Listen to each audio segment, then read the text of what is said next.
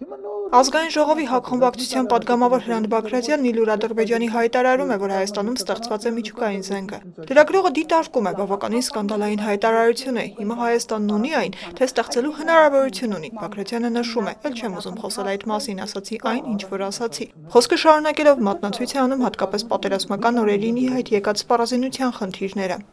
Եթե պատերազմը ամսի 2-ին ապրիլի սկսվեր, ոչ թե 3:45, արդեն հիմա կարող ենք ասել, որտեղ զգուշացել ենք, հիմա այդ բանը անցել է, 1:30, մենք չգիտենք ինչով կավարտվի, որտեղ 3:45 սկսեց, առաջի ժամկեսը մենք չենք կարող լիարժեք կռվել, հետո լույսը բացվեց, սկսեցին կռվել։ Ամբողջ այդ բանով իմ գնահատմամբ եւ Facebook-ի մեջում կախել էի գները, այդ ամբողջը որպեսզի զինվորը գիշերը տեսնի, մի քանի միլիոն դոլարի պատմություն։ Հրանտ Բագրատյանը նշում է, որ այդ սարքերը ժամանակին տեղական օրբիտագործարանում էին արտադրվում եւ այդ առումով Հայաստանը Ադրբեջանի նկատմամբ այն ժամանակ նույնիսկ առավելություն ուներ։ Որոշ սարքեր, ասենք գիշերը տանկը վարելու հարցում։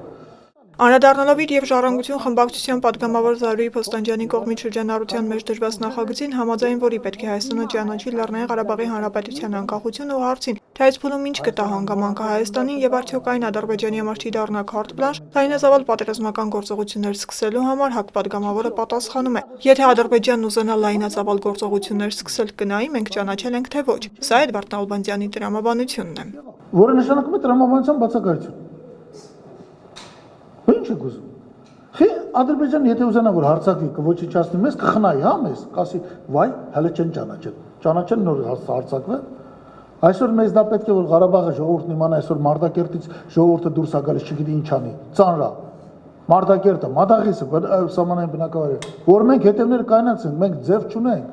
Մենք մի ազգ ենք, մի ժողովուրդ ենք, կամ բոլորս իրար հետ կործանվում ենք, կամ հաղթում ենք։ Արմինե Ավետիսյան, Մարատ Հավանիսյան, Առաջին լրատվական։